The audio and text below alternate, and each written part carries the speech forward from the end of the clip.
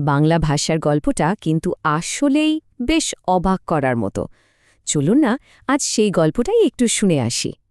আচ্ছা, আলোচনা শুরু করার আগে একটা অবাক করা তথ্য দিই। পৃথিবীতে তো হাজার হাজার ভাষার, তাই না?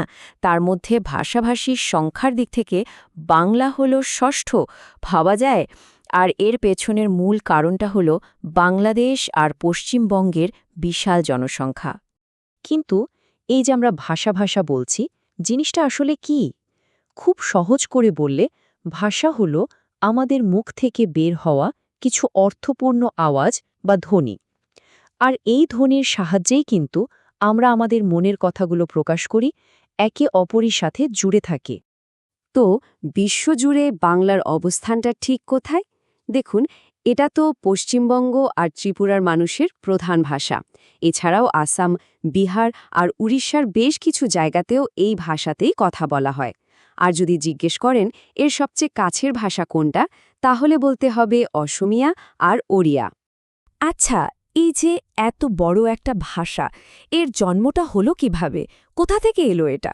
চলুন এবার একটু টাইম ট্রাভেল করে পেছনের দিকে যাই, একেবারে এর শিকড়ের খোঁজে। এই যে দেখুন, এখানে বাংলা ভাষার পুরো বংশলতিকা বা ফ্যামিলি ট্রিটা কি সুন্দর করে দেওয়া আছে। এর শুরুটা হয়েছে বিশাল ইন্দো ইউরোপীয় ভাষা পরিবার থেকে। তারপর সেখান থেকে ইন্দো আর্য, প্রাকৃত এরকম অনেকগুলো ধাপ পেরিয়ে শেষে গিয়ে জন্ম হয়েছে আমাদের আজকের বাংলা ভাষার। তাহলে তো এর উৎস জানা গেল। কিন্তু এখনকার সময়ে এই ভাষার রূপগুলো ঠিক কেমন? মানে আমরা যে বাংলা বলি বা লিখি, সেটা কি একটাই? একদমই না। এর বেশ কয়েকটা আলাদা আলাদা রূপ আছে। এই ছবিটা দেখলেই ব্যাপারটা পরিষ্কার হয়ে যাবে।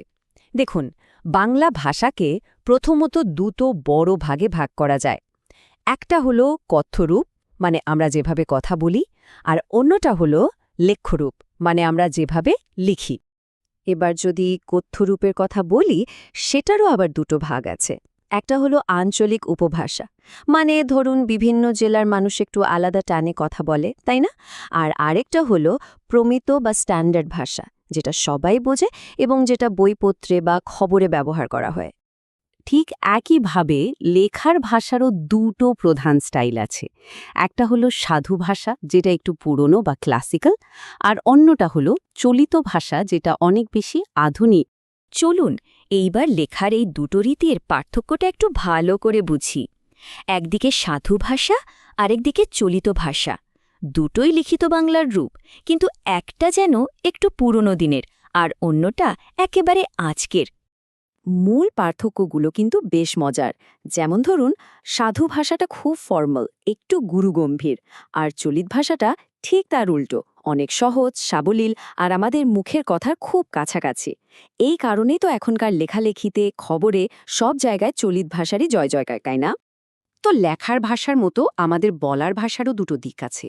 একদিকে আছে বিভিন্ন অঞ্চলের নিজস্ব টান, যেটাকে আমরা উপভাষা বলি। আর অন্যদিকে আছে প্রমিত ভাষা, মানে সেই স্ট্যান্ডার্ড বাংলাটা যা শিক্ষা, সাহিত্য আর মিডিয়াতে ব্যবহার হয়।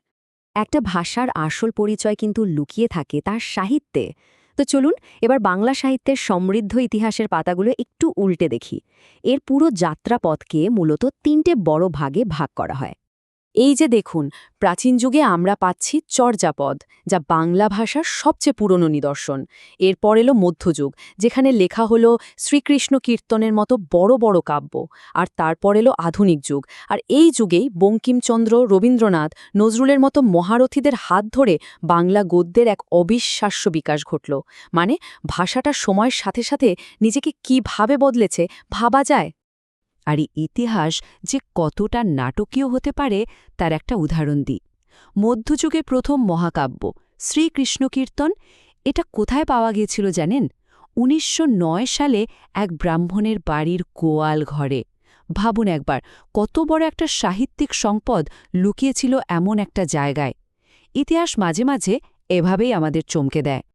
তো সব মিলিয়ে প্রশ্নটা এটাই দাঁড়ায় যে এত পুরনো একটা ভাষা, যার এত গভীর শিকড়, সেটা আজকের দিনেও কি করে এত জীবন্ত আর প্রাসঙ্গিক?